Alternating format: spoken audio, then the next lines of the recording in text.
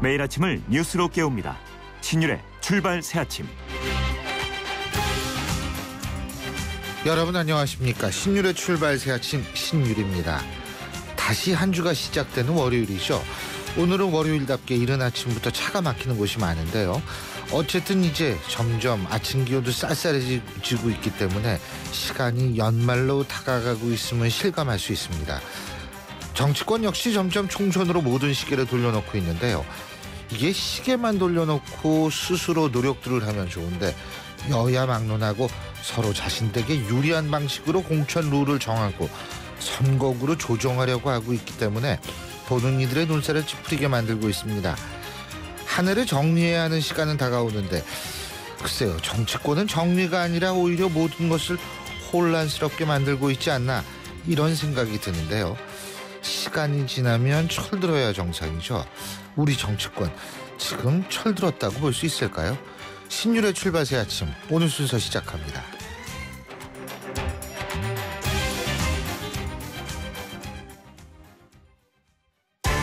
신율의 출발 새아침. 예, 제가 앞서 말씀드린 대로 이 공천 문제를 둘러싼 여러 가지 이 현상들이 지금 정치권에 나타나고 있는데요.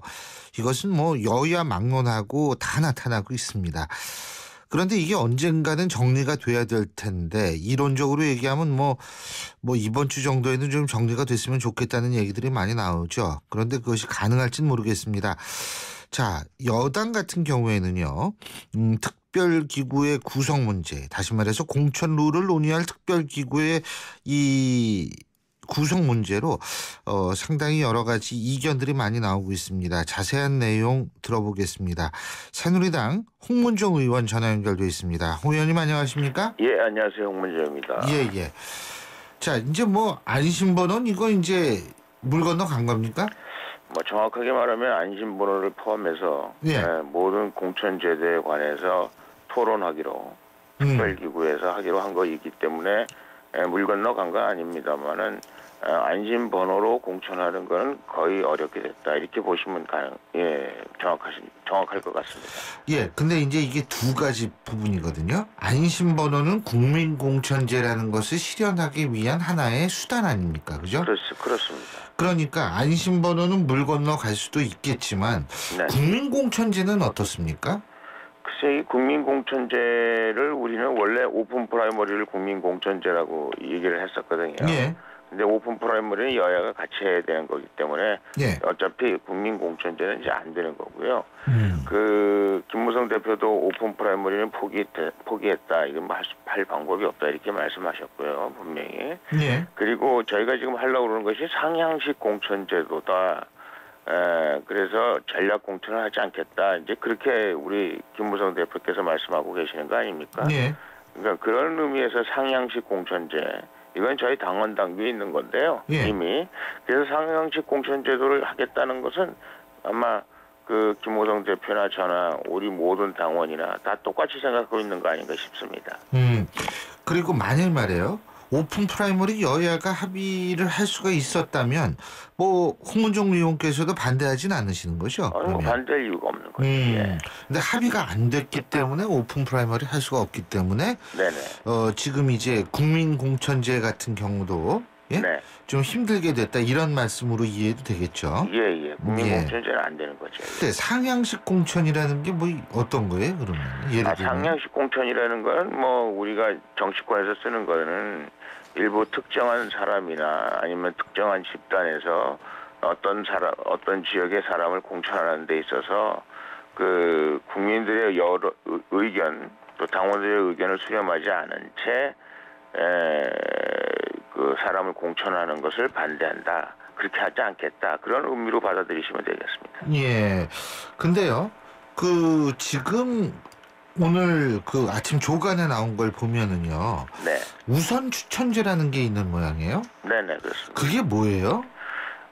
우선 추천제라는 건 아마 이런 걸 생각하시면 될 것 같습니다. 우리 인천의 그 유종복 시장, 예. 그다음에 남경필 도지사, 경기도, 예. 원희룡 도지사, 뭐 이런 경우에 그분들이 상향식 공천제도에 의해서 당선이 되신 분들이거든요. 예. 후보로. 그런데 그분들이 그 전략 공천 요소를 가미했다고 보시면 되겠습니다. 왜냐하면 본인들께서 맨 처음에 인천시장이나 경기도지사나 뭐 제주도지사로 본인들이 나서겠다고 얘기한 건 아니었거든요. 당에서 상고초려해서 모셔왔고요. 또 당에서 그분들을 공천하기 위해서 물론 그분들이 모셔왔을 때 무조건 그 후보가 된다 이런 보장은 없었지만 당에서 그분들이 경쟁력이 있다 이렇게 생각해서 그 공천되는 방향이 무슨 방향일까 상향식 공천제로 이런 것들을 저희가 연구를 해서 그분들이 공천될 수 있도록 우리가 도와드린 거라고 볼 수 있습니다. 제가 그때 사무총장을 지냈습니다만 그래서 그때 공천에 관여를 했습니다만은 그래서 어느 누구도 이게 상향식 공천제도로 인해서 이분들이 당선 후보가 됐다는 데 대해서 아무도 그 이의를 달지 않고요. 그러나 여기 말씀하신 대로 우선 공천제라는 우선 추천제요. 우선 추천제라는 예. 우리 당원 당규에 있는 그런 방법을 가미했다 이렇게 생각하시면 되겠습니다. 근데 이제 그 새누리당 당원 103조에 보면 우선 추천 지역 관련 규정이 있더라고요. 네. 그래서 1항을 보면 103조 1항을 보면 각종 선거에서 우선 추천 지역을 선정할 수 있다. 2항은 우선 추천 지역은 다음과 같은 지역을 말한다. 그래가지고 1. 정치적 소수자 추천이 특별히 필요한 지역. 2. 공모 시천자가 없거나 신청자들 경쟁력이 현저히 떨어지는 지역. 이렇게 돼 있거든요. 네네. 그리고 이제 총선 우선 추천 지역 선정은 중앙당 공천관리위가 한다. 이렇게 돼 있는데 네네. 이게 이제 정치적 소수자 추천이 특별히 필요한 지역 뭐 이건 좋습니다만 네. 공모 신청자가 없거나 신청자들 경쟁력이 현저히 떨어지는 지역 네. 이렇게 돼버리면은요 네. 우선 추천 지역을 한다 하더라도 네. 이게 해석에 따라서 달라져가지고 또 이게 이 계파 갈등 불거질 수 있는 거 아니에요? 물론 충분히 어떻게 그것을 적용하고 어떻게 이해하느냐에 따라서 말씀하신 대로 여러 가지 갈등 요인이 없잖아 있지요. 그러나 지금 이제 저희가 다시 이렇게 시계를 좀 돌이켜 보면 만약에 유종복 시장이나 남경필 도지사, 원희룡 도지사가 후보가 안 됐을 경우에 다른 분들이 후보가 됐을 경우에 그야말로 따라 공권일척의 싸움에서 저희가 졌을 가능성이 상당히 높겠다 이렇게 많은 평론가들이 정치 분석가들이 말씀들을 하고 계시지 않습니까?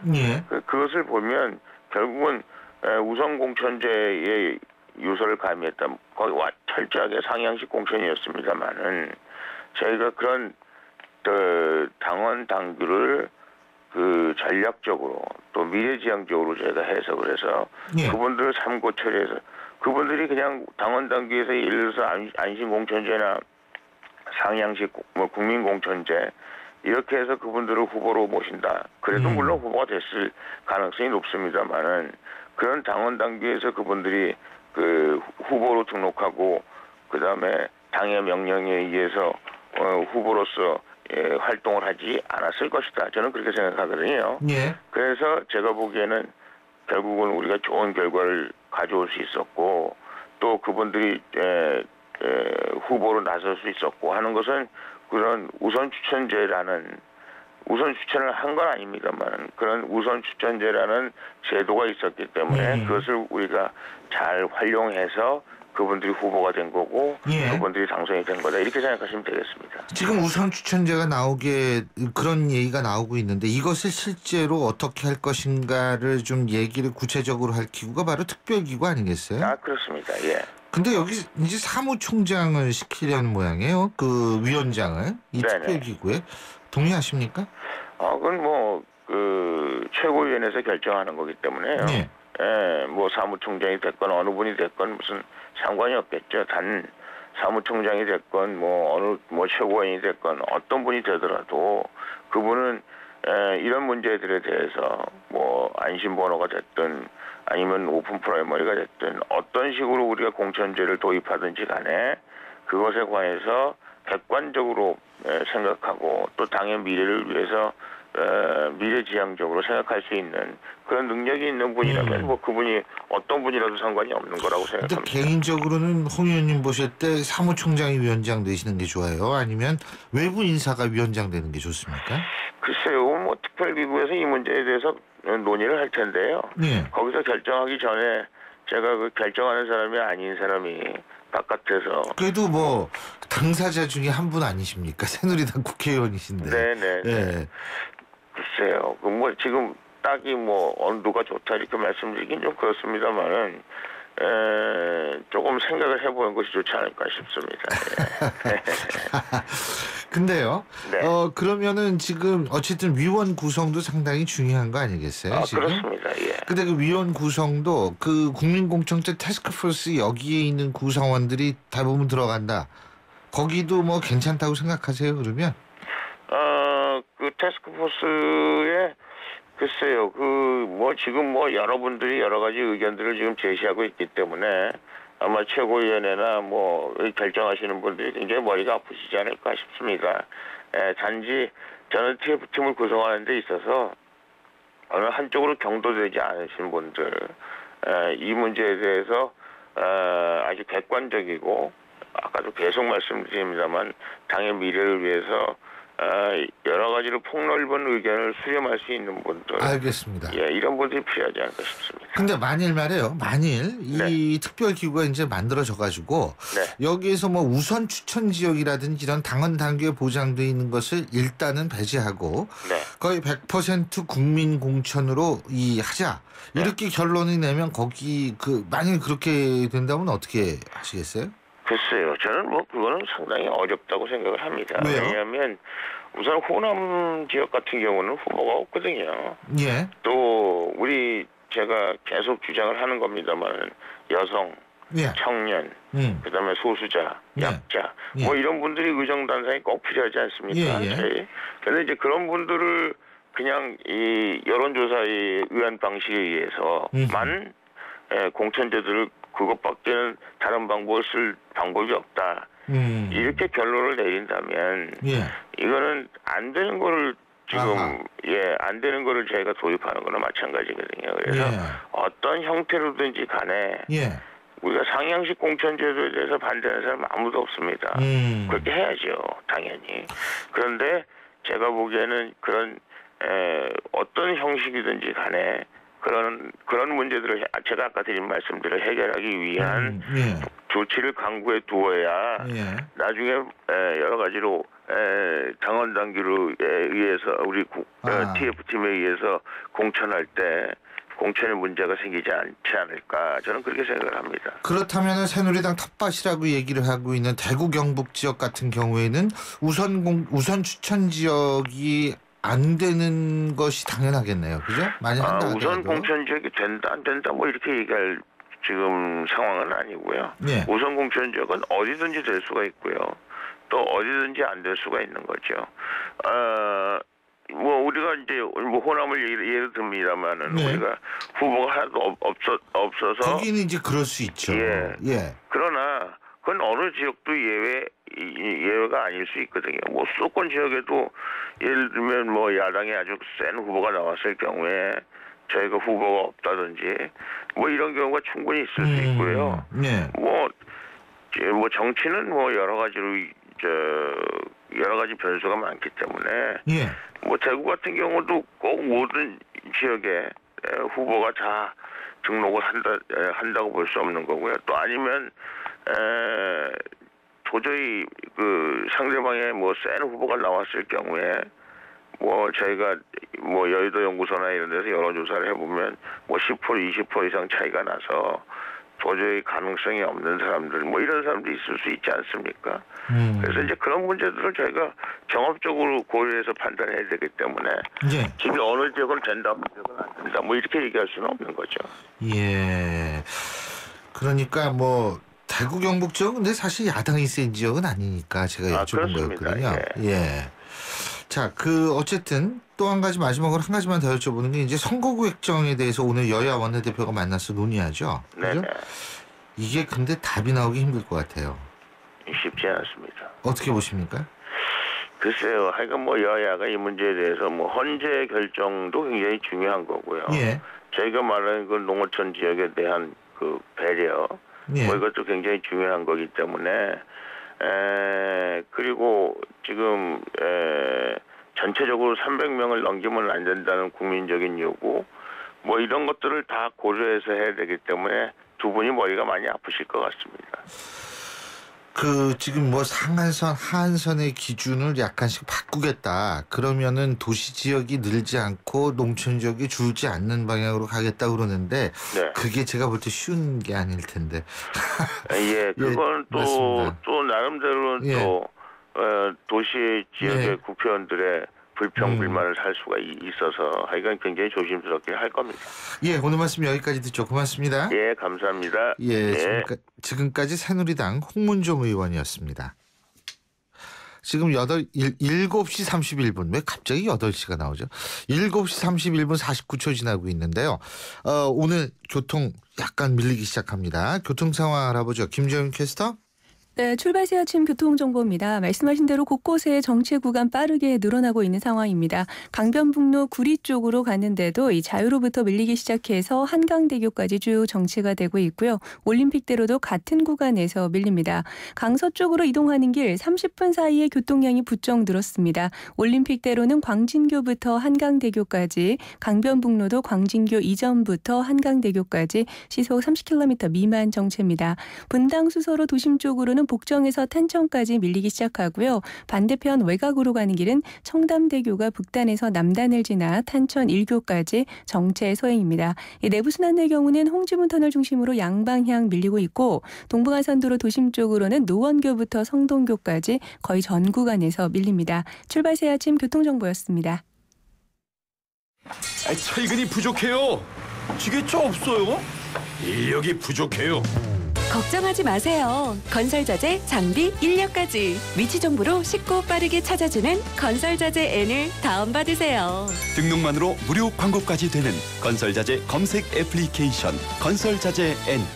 CEO 금난세입니다. 꿈꾸는 젊음은 아름답고 도전하는 열정은 성공을 부릅니다. 파이팅 하세요. 그리고 여러분의 미래를 기록하세요.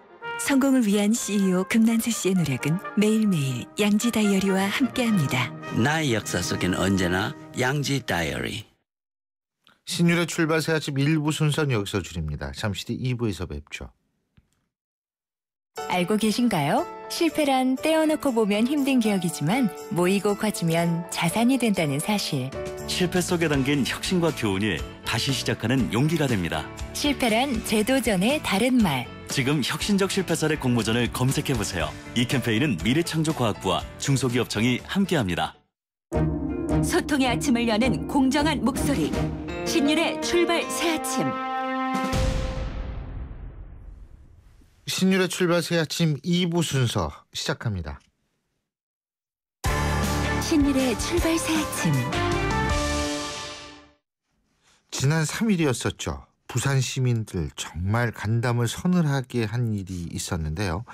한 남성이 부산 서면에 있는 실내 사격장에서 권총과 실탄을 뺏어서 달아나다가 검거된 일입니다. 이게 하마터면 더 큰 범죄로 번질 수 있었던 사건인 만큼 이 대책이 시급해 보이고, 이 사건의 핵심은 뭐냐? 사실 우리 사회도 더 이상 총기로부터 안전한 사회가 아니라는 사실을 의미하는 것이기 때문에 주목할 수밖에 없는데요. 자, 이 부분 백기종 전 수서경찰서 강력팀장 연결해서 자세히 짚어보겠습니다. 백 팀장님 안녕하십니까? 네, 안녕하십니까 교수님. 예. 자, 먼저 이번 사건 간단하게 정리부터 좀 해주시죠. 네, 그렇습니다. 교수님 말씀하셨듯이 지난 3일 토요일이죠. 오전 9시 20분경에 네. 나중에 밝혀졌지. 네.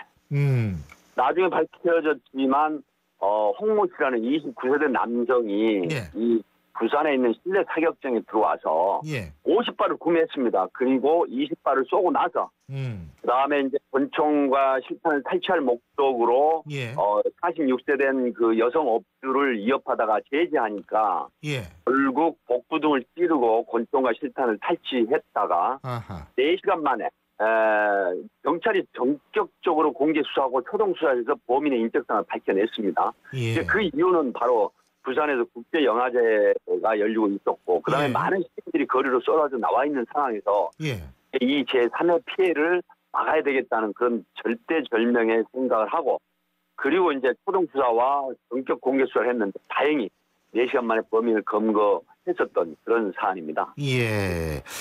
이게 어쨌든 검거가 빨리 돼서 다행인데 말이에요. 그죠? 네. 근데 이게 사격장 안에는 일단 주인 혼자 있었다고 그러죠? 맞습니까? 그렇습니다. 이러면은 이게 법 위반이라고 그러네요? 네. 그렇습니다. 이 사격장 안전 관리에 관한 법률이나 동수행령 등에 손님이 오면 신분을 인적상 확인하고 대장에 기재하고요. 그다음에 사격 방법을 원래 교양하게 돼 있습니다. 사로에서 사격 시작하기 전에. 그리고 이제 그 감독하는 관리자가 2명이 배치되어서 사격 시작과 끝까지 지켜보는 이런 그 규정이 있는데 여성인 업주가 혼자 이거를 관리하고 지도하고 했다는 게 굉장히 우려스럽고 현실적으로 법 위반이었던 것입니다. 근데 저는 이 사격장 한 번도 안 가서 모르겠는데 이게 공기총만 쏘는 게 아니라 실탄을 사격하는 모양이죠? 네, 그렇습니다. 군이나 경찰 등이 그 사용할 수 있는 그 이번에 문제된 것도 사후경 권총과 실제 실탄이고요. 30m 이내에서 그 만약에 이 총을 맞게 되면 바로 즉각 그 거의 사망을 하고 50m 밖에서도 중상, 치명상을 당하는 그런 정도의 이력이 있는 것입니다. 그래서 네, 실내 사격장이라고 하더라도 사실상 굉장히 위험하고 범죄의 그 사각지대나 취약지대라고 할 수 있겠습니다. 그러면 이거 결국은 거기에 쫙 총들, 실제 총들이 쫙 비치돼 있고, 그죠? 실탄들도 쫙 거기 있을 거 아닙니까? 그렇습니다. 그러면은 탄피 관리, 이거 군대에서 탄피 관리 좀 열심히 합니까? 여기서도 그런 관리를 철저히 해야 될 거 아니에요? 그렇습니다. 사실 관할 경찰청이나 경찰서에서 이제 담당 직원이 그 출입해가지고 총기 대장, 실탄 보유 현황 이런 거 확인하고요. 그다음에 사격자들의 인적사항을 확인하는 이런 관리 지도 감독을 하고 있는데 현실적으로 사격장 안전관리 관련법 16조에 의하면 정기 점검 항목에 허가관청 그러니까 경찰청이나 경찰서를 말씀하는 거죠. 1년에 1회 이상 정기적으로 사격장 점검을 해야 한다라고 규정되어 있습니다. 근데 이게 얼마나 형식적입니까? 1년에 한 번만 하면 실내 사격장을 1년에 한 번만 점검하면 법으로 위반되거나 뭐 직무에 문제가 없는 것이죠. 이건 아주 굉장히 형식적으로 규정되어 있는 법률이라고 할 수 있습니다. 그리고 이런 그 실탄을 사용한 사격장을 이게 신고제입니까? 허가제입니까, 지금? 이 사실 허가를 받아야 됩니다. 그래야겠죠, 그거야. 네, 딸 그 지방경찰청이나 관할경찰서 허가를 득해야 되는데, 사실상 허가를 받고 나면 이후에 지도관리 감독이 1년에 정기점검 한 번만 하면 문제가 없는 것이죠. 그리고 실제로 예를 들어서 또 감독하는 인원 2명이 배치돼 있어야 되는데 무슨 사건처럼 업주 혼자서 특히 여성 업주 혼자서 이제 몇 사람이 오게 되면 총기 탈취나 총알을 감당할 확률이 굉장히 높다는 데서 정말 우려스러운 그런 일입니다.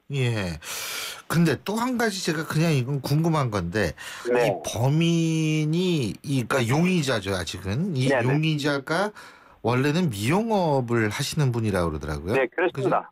그죠? 부산에서 미용 2년간 운영을 했는데 결국 그 3천만 원의 빚을 지고 도산이 됐죠.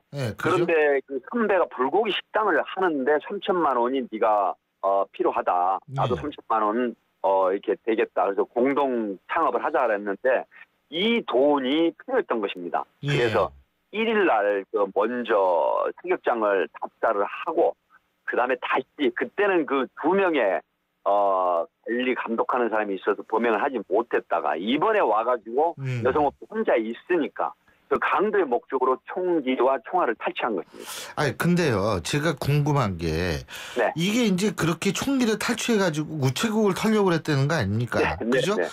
그러면은 이게 꼬리가 길면은 잡히는데 뭐 제가 이건 걱정해서 하는 얘기가 아니라 이 사람의 그 행동이 이해가 안 가는 게 토요일 날 총기를 탈취한 거 아니에요? 네, 그렇습니다. 그러면은 우체국을 털고 싶어도 토요일, 일요일은 못 터는 거 아닙니까? 네, 우체국이나 금융권은 이제 일요일 날, 토요일 날 문을 닫죠. 이게 앞뒤가 좀 안 맞는 것 같아가지고 여쭤보는 거예요. 이게. 예, 이 홍모 씨 29세 이 용의자는 예.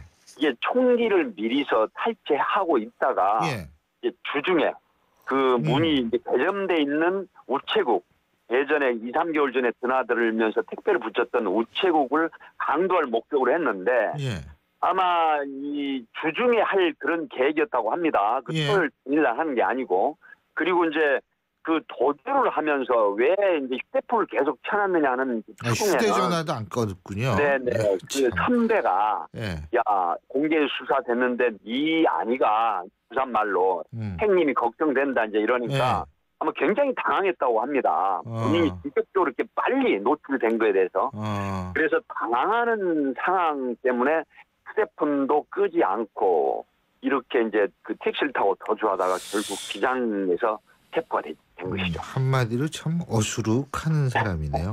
근데 이게 또 하나는 뭐냐면 총기 관련해 가지고 이 러시아나 이런 쪽에서 총기가 들어오는 경우도 있잖아요. 그렇지 않습니까? 예, 그렇습니다. 그 비공식적인 얘기지만 지금 부산이나 인천 지역 일부에서 그 수사를 했던 사람들 저도 수사를 해봤습니다만 100만 원 정도면 총기를 구입할 수 있다는 게 공공연한 비밀입니다. 예. 이런 부분이 사실 우리가 총기 관리라든가 또 총기로 인한 그 범죄 예방 이런 게 지금 중요한 변수로 떠오르고 있는데요. 예. 총기 관리가 굉장히 지금 중요한 맞습니다. 문제다 하는 게 이번 사건이 좋은 점으로 주는 것이죠. 예, 오늘 말씀 잘 들었습니다. 고맙습니다. 네, 감사합니다. 예, 지금까지 백기종 전 수서경찰서 강력팀장이었습니다.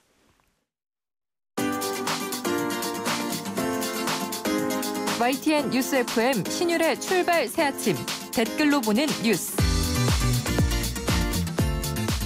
댓글로 보는 뉴스 순서인데요. 오늘도 YTN 플러스 최영아 기자 함께하겠습니다. 어서 오십시오. 안녕하세요. 예.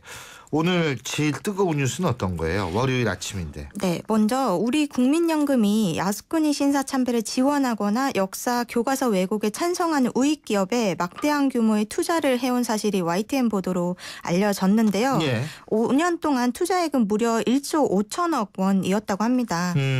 이에 대해서 국민연금공단은 수익성 등을 고려할 때 해당 일본 기업들의 투자를 배제하기는 어렵다고 해명을 했는데요. 예. 하지만 야스쿠니 신사 참배를 지원하고 역사 왜곡을 주도하는 기업에까지 우리 연기금이 투자되어야 할지는 의문입니다. 누리꾼들 반응은요. 국민연금 의무화 해놓고 우리를 매국노로 만들 셈이냐. 아직도 친일파가 득세하기 때문에 이런 일이 일어난다. 이렇게 얘기를 하고 또 수익을 고려해도 정도가 있다. 이런 반응이었습니다. 아니 근데 물론 국민연금공단 같은 경우에는 수익성을 고려 안 할 수가 없겠죠. 네. 근데 꼭 일본의 이 기업만이 전 세계에서 뭐 유일무이하게 막 수익성을 내는 기업은 아니지 않습니까? 그렇습니다. 그러니까 사실은 이거는 눈을 좀 더 폭넓게 돌리고 이런 논란은 되도록 잠재웠어야지 옳지 않았나 이런 안타까움이 있고요.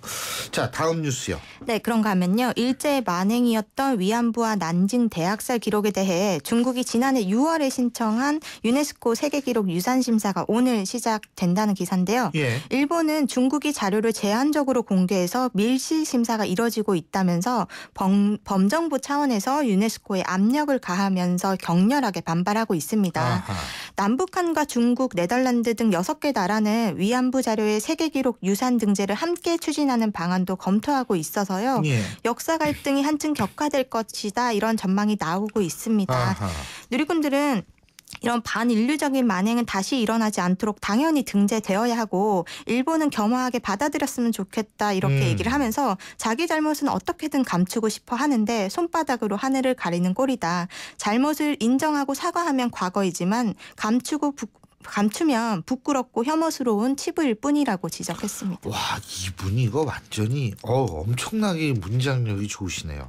잘못을 인정하고 사과하면 과거이지만 감추면 부끄럽고 혐오스러운 치부일 뿐이다.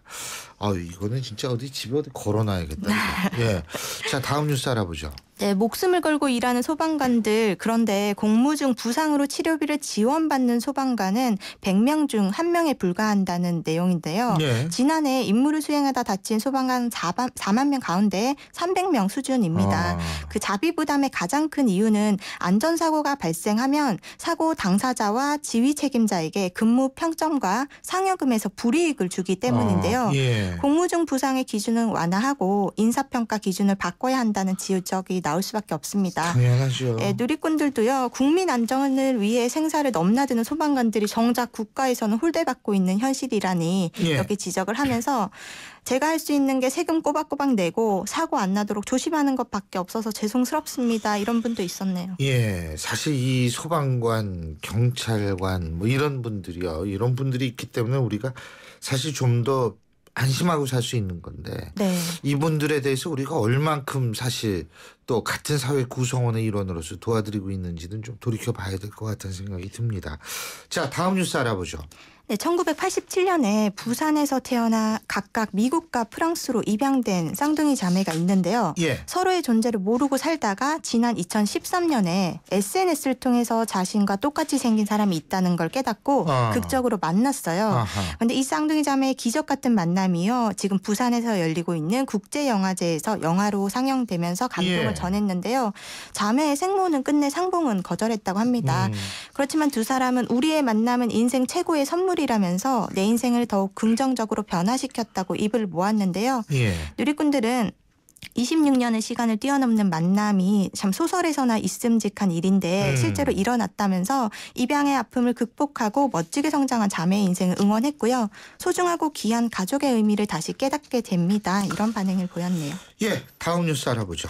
네, 타워팰리스 쓰레기장에서 1억 원어치 수표 다발이 발견됐는데 이틀째 주인이 나타나지 않고 있습니다.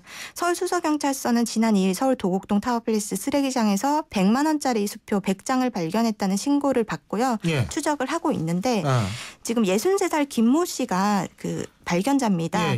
그런데 6개월이 지나도 수표 주인이 나타나지 않으면 세금 22%를 뺀 나머지 금액을 신고자 김 씨가 갖게 된다고 합니다. 예. 누리꾼들은요. 주인이 안 나오면 이거 검은 돈 아니냐. 뇌물로 받아서 쓸 수 없으니 버린 것 같다. 이런 반응이 있었고요.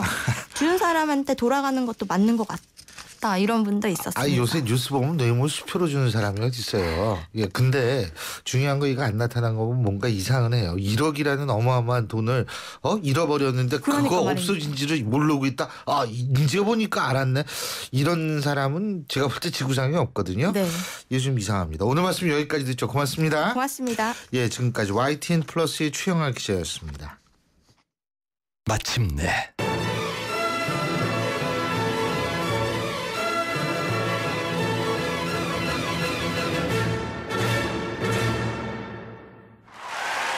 숨이 멎을 듯한 절정에 살다. 반포센트럴 푸르지오 서밋 10월 오픈 대우건설. 속초에서 처음 만나는 아이파크의 특별한 가치. 동해바다와 청초호의 전망에 설악산을 품은 자리. 광역교통망으로 더 빨라진 서울 수도권. 마침내 명품 휴양 주거단지가 완성됩니다. 아이파크가 가장 아름다울 자리. 속초 아이파크 033-638-9666 10월 분양 현대산업개발. 인터넷을 누른다. 검색창에 지역과 업종을 입력한다. 홈페이지 하단을 드래그한다. 전화번호를 발견한다. 전화를 건다. 복잡해. 지역번호와 114를 누르세요. 114 번호만 누르면 검색보다 쉽다, 빠르다. 지역번호 누르고 114. 한강 신도시에 공원을 품은 이 편한 세상이 옵니다. 은여울 공원을 앞마당처럼 누리고 2018년 개통 예정인 김포 도시철도 프리미엄을 기대하는 곳.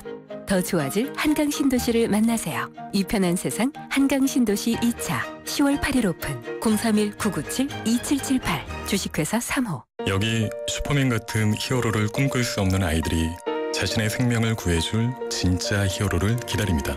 세이브 더 칠드런 해외 결혼 후원으로 아이들의 히어로가 되어주세요.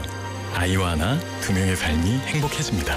전화 1899-7325 1899-7325. 민호는 페이코 앱을 깔고 팀원이 5,000원을 충전했다. 버스 720원, 편의점 1,000원, 버거 3,000원을 결제하면 얼마가 남을까? 280원. 문화상품권 3,000원. 페이코 앱 깔고 티머니 3번 결제하면 문화상품권 3,000원이 10월 22일까지 자세한 내용 페이커 앱 참조. 트랙스타 시작! 국민 모두 함께 하나, 둘, 셋, 넷. 21번 크게 마시고 가슴을 활짝 펴세요. 한 걸음, 두 걸음 국민 모두 함께 걸어가요. 지금까지의 아웃도어를 넘다. 대한민국 국민이라면 스타, 트랙스타. 신율의 출발 새 아침 2부 순서는 여기서 줄입니다. 전 8시 10분 3부에서 뵙겠습니다.